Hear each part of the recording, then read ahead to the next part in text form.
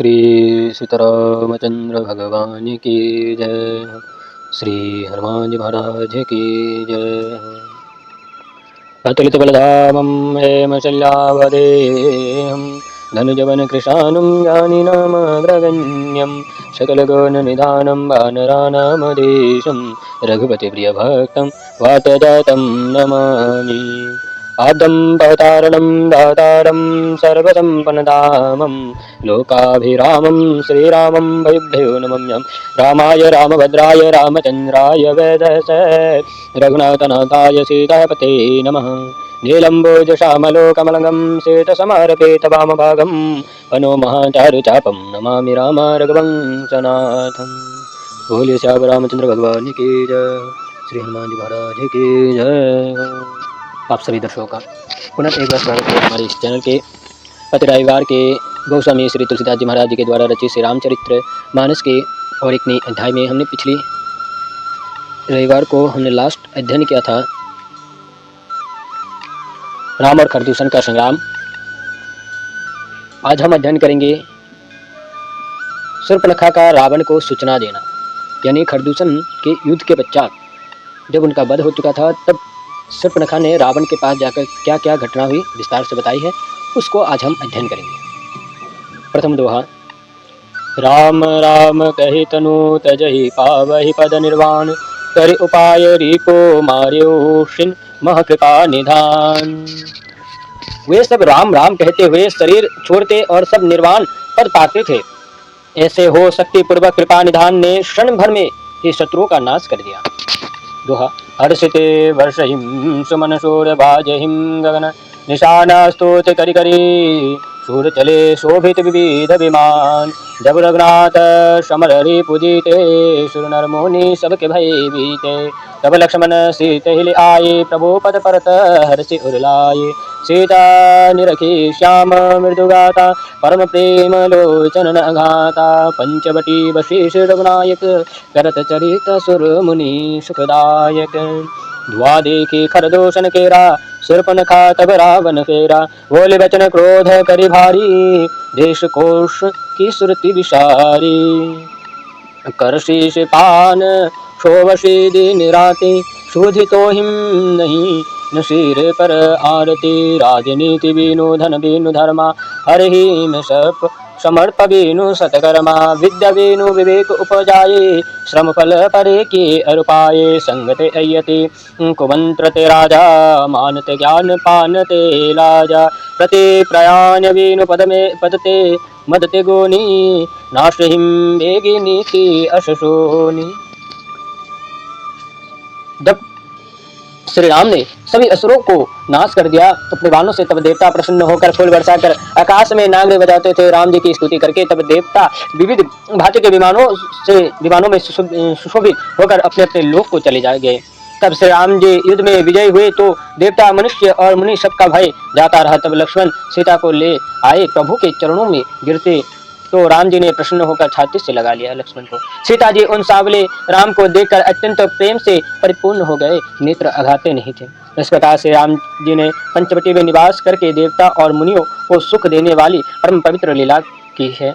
तब खरदूषण का अंत अर्थात तथा अग्नि के धुएं को देखकर शूर्पणखा ने रावण को प्रेरणा दी। वह महान क्रोध में बोली कि तूने देश कोश सबका समर्पण भुला दिया है। तू शराब पीकर दिन रात सोता है, क्या स्मरण नहीं है कि तेरे सिर पर शत्रु खड़ा है। राजनीति के बिना राज्य, बिना धन के धर्म और भगवान को अर्पण किए बिना सत्कर्म और ज्ञानोत्पत्ति के बिना विद्या व्यर्थ तथा परिश्रम मात्र है। संग से सन्यासी, कुमंत्र से राजा, मान से ज्ञान और श्राप पीने से लज्जा और नर्मता रहित प्रीति तथा अहंकार से गुणी का शीघ्र ही नाश हो जाता है। मैंने ऐसी ही नीति सुनी। सुराठा। रिपुरुज पावक पाप प्रभु अहि गनिय न छोट करी। अस कहे विविध विलाप पूनी लागे रोदन करन। अर्थात शत्रु, रोग, अग्नि, पाप, स्वामी और सर्प इन्हें छोटा न गिनने, ऐसा कहकर वह फिर अनेक प्रकार के विलाप कर रोने लगे। दोहा। सभा माज व्याकुल परी बहु प्रकार कही रोज। तोहिम जियत दशकंद भोज की असगति होई, सुनत सभासद उठे रिसाई, समुझाई गई वहा उठाई, कहा लंकेश कहसी कीन बाता, कीन तब नाशा कान निपाता। अवध निपेति दशरथ के जाए, पुरुष सिंह बन खेलन आए, सुमति परि मोहि उनकी करनी, रहित निशाचर करी है धरणी। जिनकर भुजबल पाय दशानन, अभय भय मुनि विचरही कानन, देखत बालक काल समाना, परम धीरे ध्वनि गुण नाना। अतुलित बल प्रताप जो भ्राता, बलक बद रत शूर मोनि सुखदाता, शोभधाम राम असनामा, जिनके संग एक नारी ललामा। फिर व्याकुल होकर सभा में गिर पड़ी और बहुत प्रकार से रोती हुई कहने लगी, है दशकंदर, तेरी जीते ही मेरी ऐसी गति होती है। यह सुनते ही सभासद क्रोधित हो गए और समझाकर वह प्रकार कर उठाया। तब रावण ने कहा, क्या है, क्यों नहीं कहती, किसने तेरा नाक कान काटा है? अवध नरेश के पुरुष सिंह पुत्र वन में शिकार खेलने आए हैं, उनकी करनी हो मुझे ज्ञात होता है कि वे पृथ्वी को राक्षस से रहित कर देंगे। वे रावण जिनके भुजाओं का बल पाकर मुनिजन निर्भय वन में विचरते हैं, देखने में तो बालक है, पर काल के समान परम वीर ध्वनि और अनेक गुणों से युक्त है। दोनों भाई अमित बलि प्रतापशील है, दुष्टों को मारने में रथ और देवता मुनियों को सुख देने वाले हैं। वे शोभा के धाम है और उनका नाम राम है, जिनके साथ एक सुंदर स्त्री है।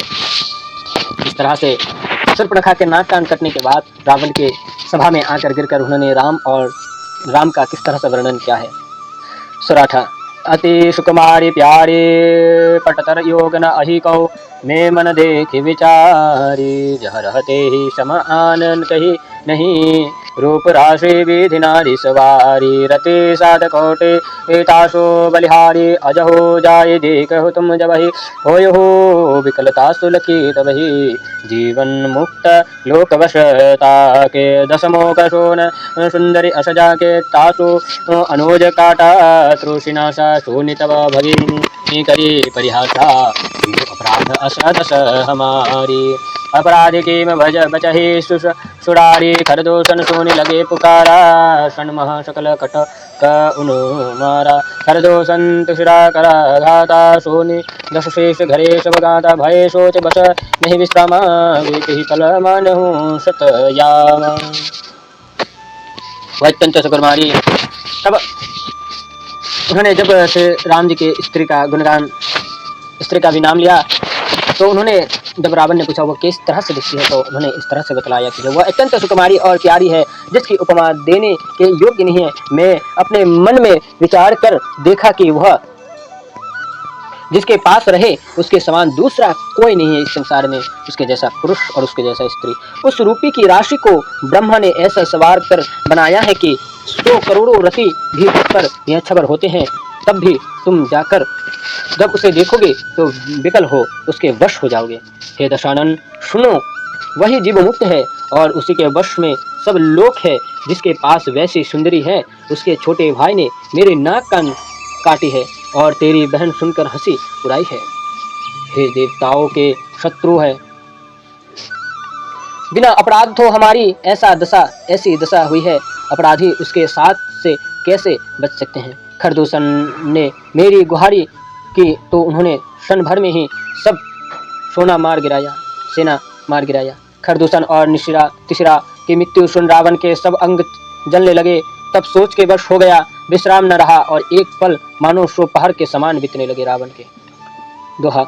सुर्पनखहि समझाई करी बल बोल सि बहु भांति, भवन गयो अति सोच बस निंद परी नहीं राति। सुर नर असुर नाग जगमाहि, मोर अनुचर सम को नाही। खरदूषण भूषम बलवंता, तीन को मारे विनो भगवंता। सूर रंजन भजन वंजन महिभारा, जो जगदीश लिनि अवतारा। तो में जाई भेट हटी करी हो, प्रभु शरते भव सागर तरि हो। होय भजन ते नहीं तामस देहा, मन क्रम वचन मंत्र दृढ़ एह। जो नर रूप भूप सूत को, हरि हो नारी जीति रन दो। चला अकले यान चरित हवा, बस मारीच सिंधु तट जहवा रथ अनूप जोरे खरचारी वेगवंत इमे जिमे उर्गारी।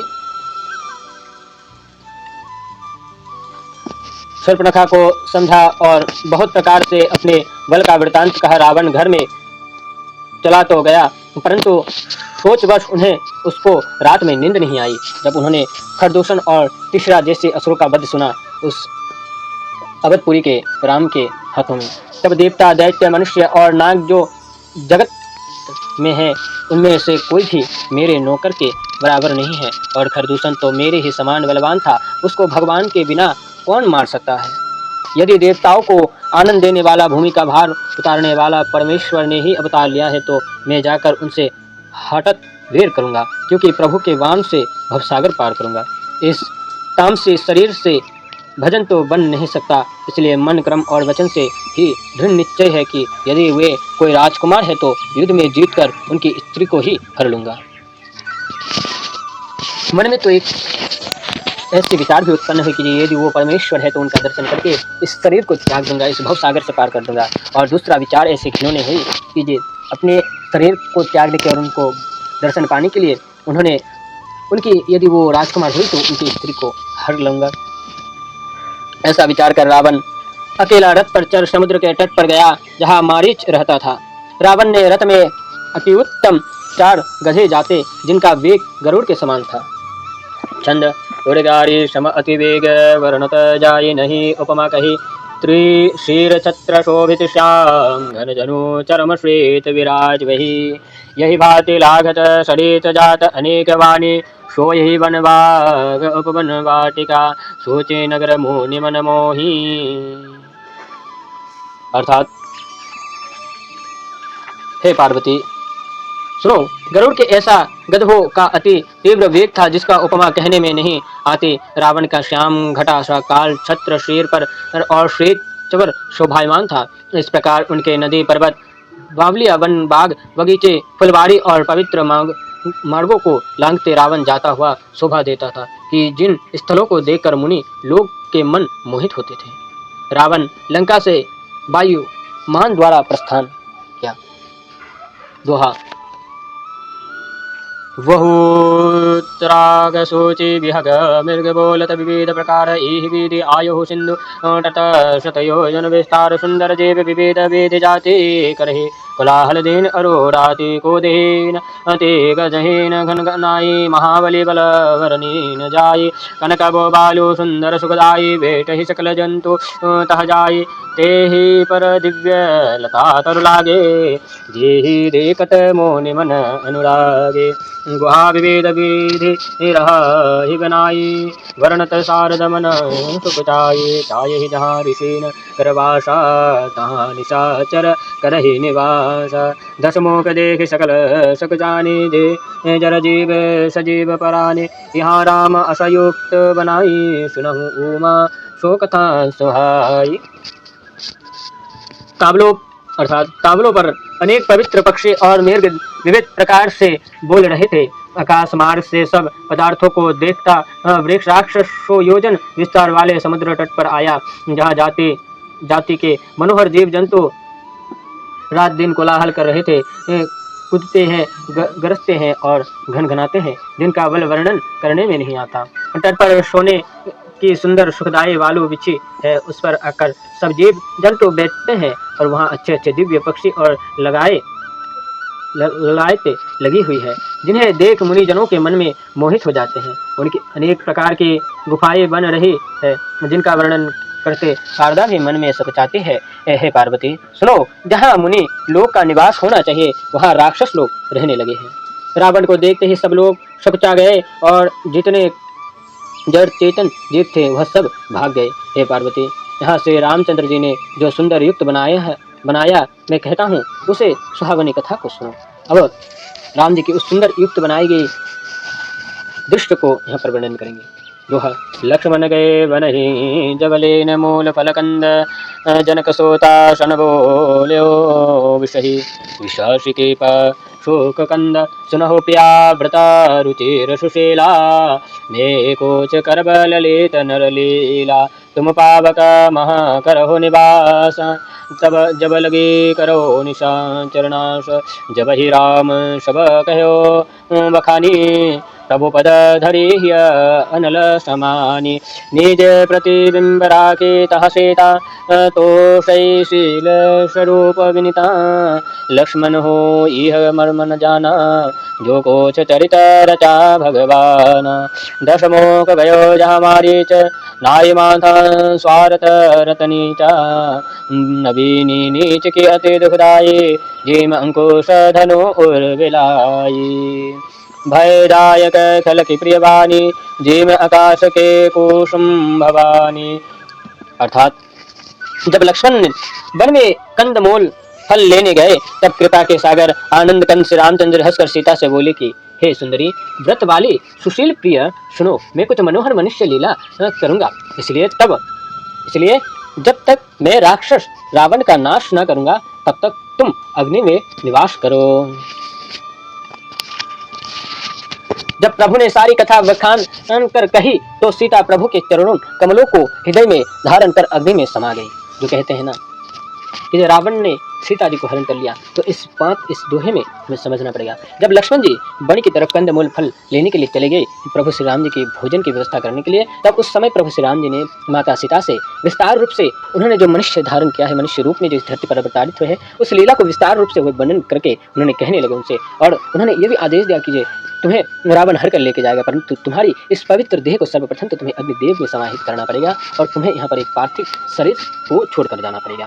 तब प्रभु ने सारी कथा विखान कर कही तो सीता प्रभु के चरण कमलों में हृदय धारण कर अग्नि में समा गए और अपना प्रतिबिंब वहां रख कर छोड़ वह स्वरूप वैसे ही सिलवान और विनीति था जिस रूप को उन्होंने वहां पर छोड़ के गया, संपूर्ण देखने में और उसकी कला जो थी संपूर्ण माता सीता जी की तरह ही थी जो अग्नि में समाहित हुई थी। हे पार्वती, प्रभु ने जो कुछ चरित्र किया उसका भेद लक्ष्मण भी नहीं पाया। महानीच और स्वार्थ परायण रावण ने मारीच के पास आकर प्रणाम किया। जो प्रभु ने लीला करी थी उस लीला को जो अग्नि माता सीता जो अग्नि में जो समाहित हुई थी उसका घटना लक्ष्मण जी को भी मालूम नहीं चला था और लक्ष्मण जी ने उनको पहचान भी नहीं पाया था। तब रावण ने मारीच के पास जाकर नीति के नर्मता बड़ी दुखदायी होती है। देखिए जैसे अंकुश धनुष सर्प और बिल्ली है पार्वती खल पुरुष को प्रिय वाणी वैसे ही भयदायक होती है जैसे आकाश का फूल।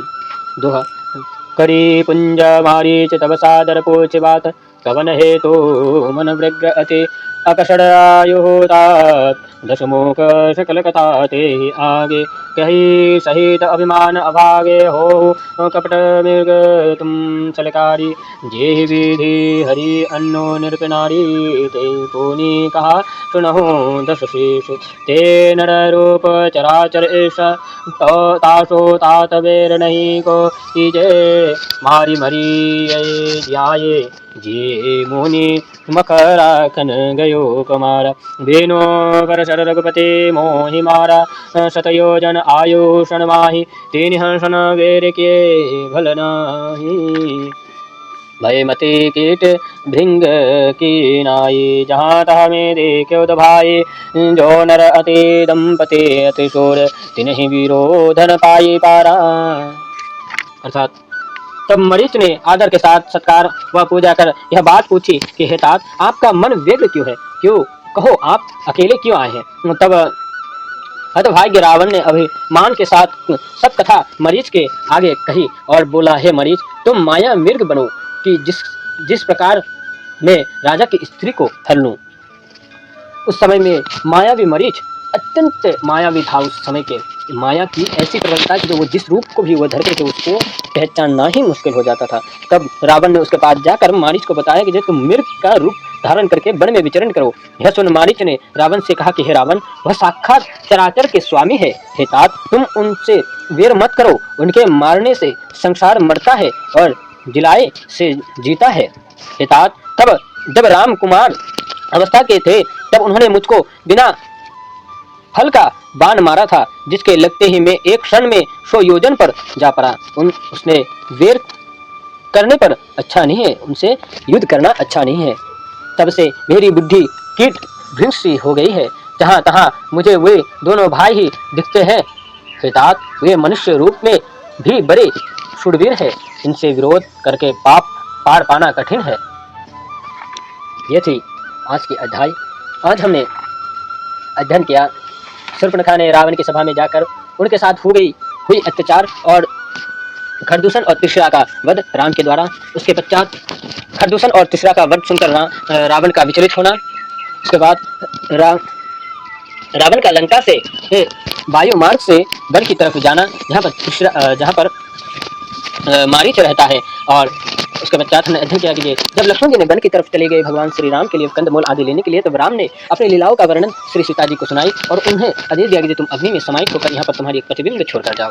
तो आज की अध्याय को हम यहीं पर समाप्त करते हैं और हम पिछले रविवार को हम यह अध्ययन करेंगे कि मारीच को किस तरह से विवश किया रावण ने उनको मृग बनकर वन की तरफ जाने के लिए।